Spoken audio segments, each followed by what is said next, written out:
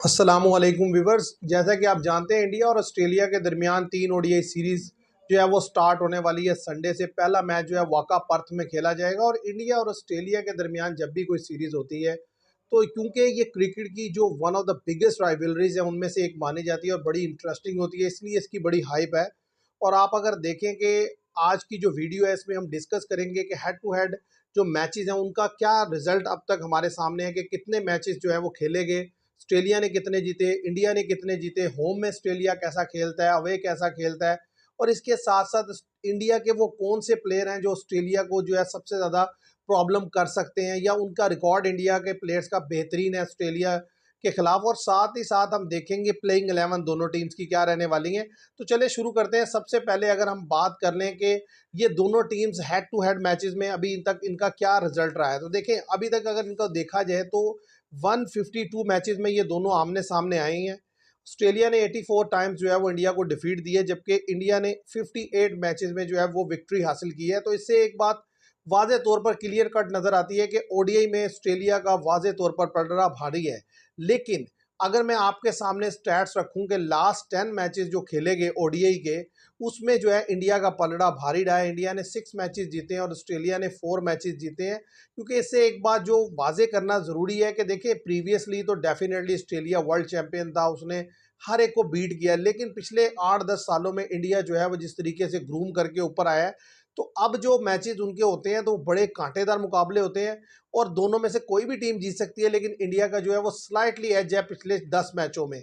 और अगर इसके साथ साथ आप देखें होम में जो ऑस्ट्रेलिया है उसको डेफिनेटली एक एडवांटेज है। अभी तक जितने मैचेस खेले गए होम में वो 52 है उन मैचेस की तादाद, और जिनमें 38 मैचेस में जो है वो ऑस्ट्रेलिया ने विन किया है। 14 मैचेस ही सिर्फ इंडिया जीत पाया है। इसका मतलब है इंडिया जो है वो ओडीआई में वाज़े तौर पर हमें ऑस्ट्रेलिया में स्ट्रगल करता हुआ दिखाई देता है। लेकिन 2 की प्लेयर इंडिया के पास मौजूद हैं जो इस सीरीज़ के लिए भी अवेलेबल हैं, जो कि मैं समझता हूं कि ऑस्ट्रेलिया के लिए दर्द सर बन सकते हैं। और उन्होंने time and time again Australia के खिलाफ बेहतरीन खेला है।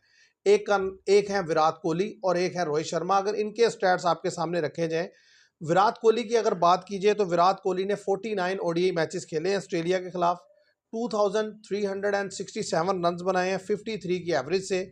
94 का उनका स्ट्राइक रेट रहा है, 800 बनाए हैं और 14 फिफ्टीज बनाई हैं ऑस्ट्रेलिया के खिलाफ। और रोहित शर्मा की अगर बात की जाए तो रोहित शर्मा ने भी लगभग इसी तरीके की परफॉर्मेंस दी है। 45 ओडीआई में 2379 रन बनाए हैं 57 की एवरेज से, और 800 बनाए हैं और 950 बनाई हैं। और हाईएस्ट जो है वो 209 है रोहित शर्मा का ऑस्ट्रेलिया के अगेंस्ट जो इंडिया में उन्होंने बनाया था। और यहाँ नहीं बात रुकती, आप देखें रोहित शर्मा का जो इंडिया की तरफ से जो प्लेयर हैं उनका जो हाईएस्ट रन है 171 नॉट आउट, वो उन्होंने वाका पर्थ में बनाया और पहला मैच भी पर्थ में होने जा रहा है। और इसके अलावा रोहित शर्मा को आप देखें कि वो मेलबर्न में भी 100 कर चुके हैं, ब्रिस्बेन में भी 100 कर चुके हैं। तो दोनों के दोनों प्लेयर जो हैं, एक तो बड़े लंबे अरसे के बाद जो है हम उन्हें खेलता हुआ देखेंगे, तो बड़ी उम्मीदें हैं उनसे कि वो बेहतर गेम खेलेंगे और ज़बरदस्त परफॉर्मेंस देंगे। अगर इन दोनों में से कोई एक भी रन्स करेगा तो डेफिनेटली इंडिया को उसका एज रहने वाला है। और दूसरी तरफ ऑस्ट्रेलिया, जाहिर है आपको पता है कि अपने होम ग्राउंड में अपनी होम सॉइल पर वो बड़ा ज़बरदस्त खेलते हैं। असल में अब नज़र डाल ली जाए ज़रा कि दोनों टीम्स की जो प्लेइंग 11 जो कल के मैच में यानी कि जो संडे के मैच में आ सकती हैं वो क्या है। देखिए सबसे पहले अगर बात की जाए टीम ऑस्ट्रेलिया की, तो Travis head definitely opening slot पर होंगे मिचेल मार्श के साथ। मिचेल मार्श कैप्टन है।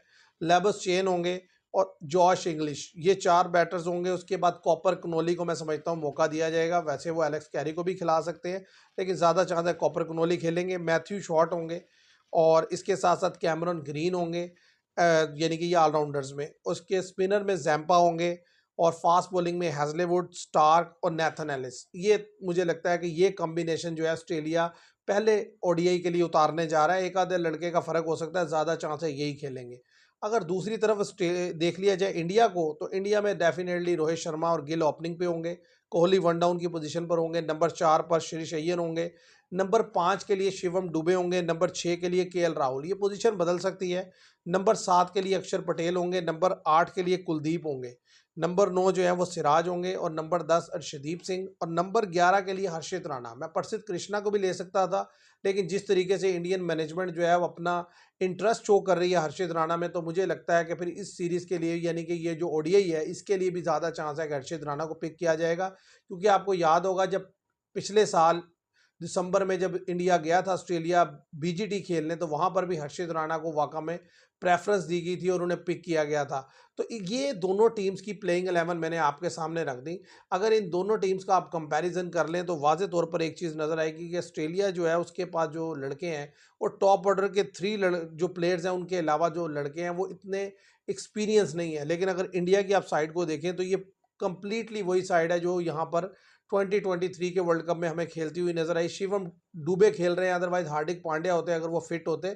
तो इसलिए मुझे लगता है कि अगर पिच को देखा जाए तो वहां पर जो स्टैट्स ये बताते हैं कि जो पहले टीम बैटिंग करती है उसको एज रहता है, और जो सेकंड टाइम खेलता है पहले टीम जो बैटिंग नहीं, पहले टीम जो बॉलिंग करती है उसको एज रहता है। मतलब टॉस जीतना बड़ा इंपॉर्टेंट फैक्टर है, खासतौर पे जिस तरीके से डे गेम होगा। तो अर्ली ऑन जब सुबह मॉर्निंग होती है तो अच्छा बॉल निकलेगा पेसर्स का, और इतना आसान नहीं होगा बैटर्स के लिए खेलना। और ख़ासतौर पे इसमें दो चीज़ें बड़ी क्रूशल रहती है, एक वेदर और दूसरा फ्रेश पिच। अगर तो वेदर ओवरकास्ट है और पिच फ्रेश है तो डेफिनेटली पहले टाइम खेलने वाली यानी कि बैटिंग करने वाली टीम जो है वो फंस जाएगी।